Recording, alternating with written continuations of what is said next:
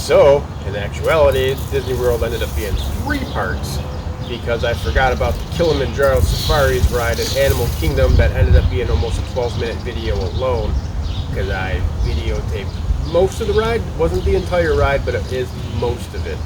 I think there's at least a few minutes that I didn't get at the beginning and at the end. So this is it. This is the Kilamanjaro Safari ride that we were on personally.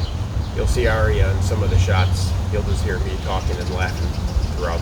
Apparently that's what I do a lot. So this is Kilamanjaro Safaris ride at Animal Kingdom.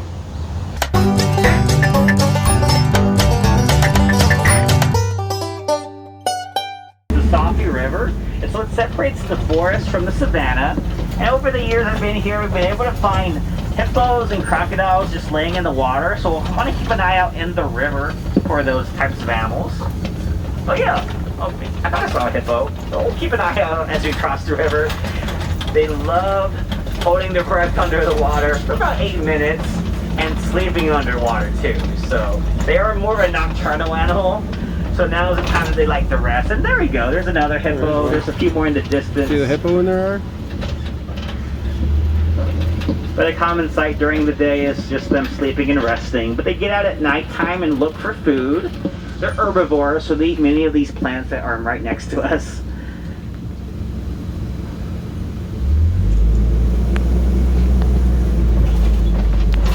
And then a little bit further up, you'll notice some pelicans. These particular pelicans are known as the pink-backed pelican because when it's mating season, they have a pink color on that back. It's similar to if we like someone, we might blush. They get a very similar reaction when it's mating season. Probably see a few more of these hippos around the river bend. Ooh. Got a lot of visitors over here. More hippos by the waterfall. You'll notice that they don't really swim, but they're just walking along the bottom of the river. Oh, and crocodiles! Oh, you see that one with its mouth open? That could be for 2 reasons. They keep their mouths open to sometimes release excess body heat by staying very still, helps to regulate their temperature. So if they get too hot, they will open up their mouths. And also might help them to lay eggs, help them with their eggs. Oh, that's a rare sight. Seeing a crocodile moving around. They typically only need to move around to kind of help regulate the temperature, so if they were getting in the water, it helps them to cool off. But typically that's the only time you ever see them move. But going back to having their mouths open, sometimes they have eggs that they put in their mouths, their own eggs, to help them hatch. So they're rolling around with their tongue, and those eggs will hatch better that way. Helps to incubate them for sure. Alright, so we're going up this hill, we're heading to the savannah. You see a very interesting looking tree on the passenger side. That's a baobab tree, and they are leafless like that for most of the year. So it gives the appearance that they're upside down. A very common sight out on the savannah, which will stretch hundreds of miles across eastern Africa. Home to some of the most famous animals in the world. Hopefully we'll come across lions, maybe elephants, giraffes. I can already see some zebras at the bottom of the hill. Looking around the... giraffes too! Yeah. Looking around the landscape, you definitely see these animals have an impact, like elephants. You just notice a lot of these logs and stuff. Elephants knock down trees, move around rocks. Helps make room for more trees to grow really tall. Perfect for giraffes, eat the tops of the leaves of the trees, which let in sunlight for grass to grow. It's great for antelope to graze on. Same with zebras, which these appear to be the Hartman's mountain zebra. You can tell by their white belly. That's where the stripes stop at the belly. They also have smaller hooves, which are great for them to climb on mountains. That baby zebra is right next to mom, who's laying down. When a baby zebra is born, they will imprint on mom so they can tell her apart from other zebras in their dazzle, which is what a group of zebras is called. That's those small antelope next to the zebra, those are springboks. They're only 3 feet tall. They get the name springbok because of their ability to jump about 6 feet high and 13 feet forward. Oh, and look by the rocks laying down. Those are painted dogs. They get that name because their fur looks like splotches of paint somehow got stuck on them. But they are kind of inactive right now. They hunt early in the morning and then once again in the evening time. So right now is a good time for them to rest. So when they are hunting, they work together in their pack, chase down their prey, wearing their prey down to the point of exhaustion.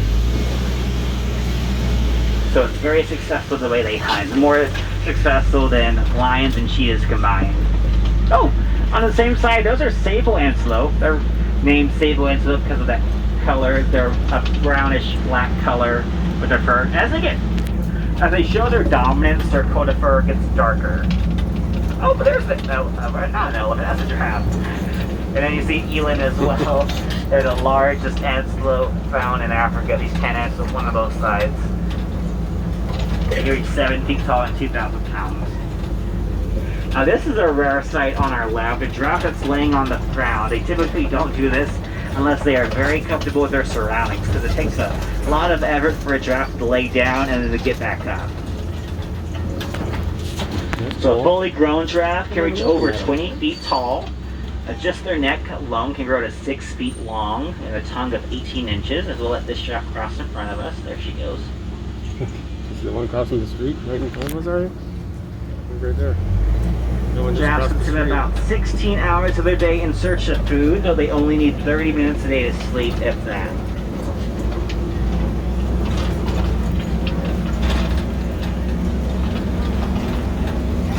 We'll see some more springbok and zebras on our right side. Oh, even some wildebeest. They're the gray antelope on our right. I know wildebeest for their very large migrations. They can travel over 1,000 miles a year.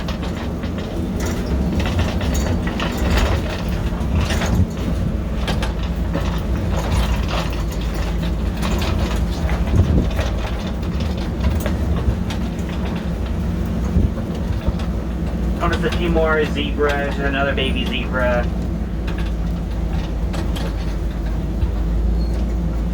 Yeah, wildebeest look like they have stripes. What you're seeing on a wildebeest are sweat marks instead. Oh, and over by the palm trees, that's an anklet cat. These those massive horns, those are 6 feet long. They're huge. They're not as heavy as they might look. If you were to see inside, their horns would look a lot like honeycomb. But there are blood vessels in those horns that get cooled off, which will help regulate their body temperature. And here's another giraffe. Let's see if that tongue sticks out. Their tongue is 18 inches long. You think of it as long as their arm. It's also very sticky, which is how giraffes can pull down the leaves.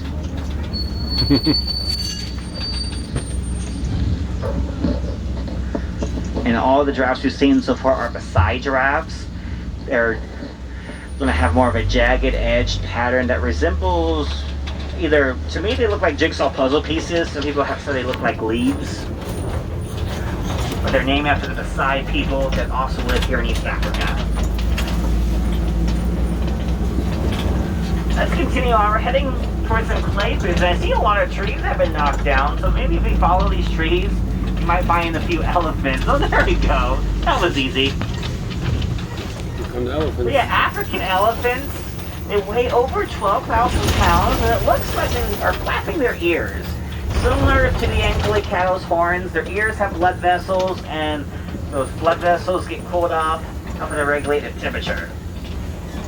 So we'll see them in a moment. In the meantime, if you look back on my side by the rocks, you might notice a few mandrills, the largest monkeys in the world. As the dominant male of the troop, you can weigh over 100 pounds. They're also very colorful, especially on their face, and as they get excited, their colors can get much brighter than what we're seeing right now. I want to pull to this clearing because on our right we should be able to see those elephants much better.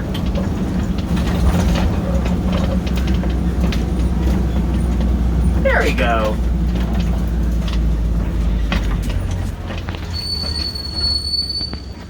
Elephants, of course, have a very impressive tool known as a trunk. It's going to really be a combination of just their nose and their upper lip, but the trunk contains over 100,000 different muscles, so it's going to help them pick up food and water, knock down trees, move around rocks. But then it's also agile enough where they can pick up something as small as a dime.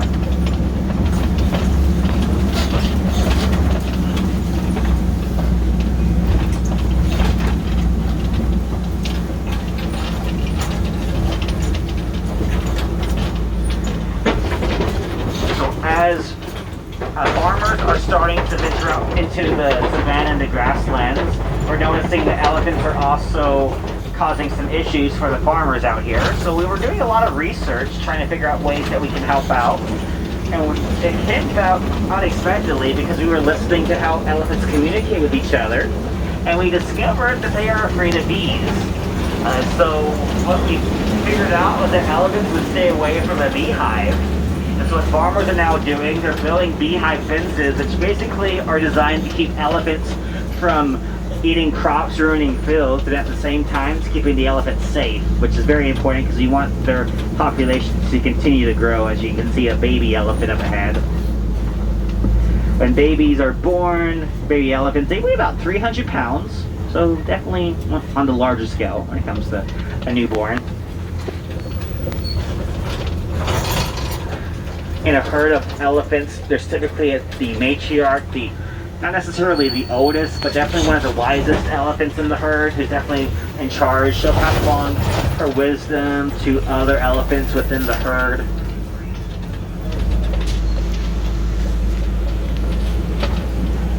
And she'll help any of these elephants survive and thrive.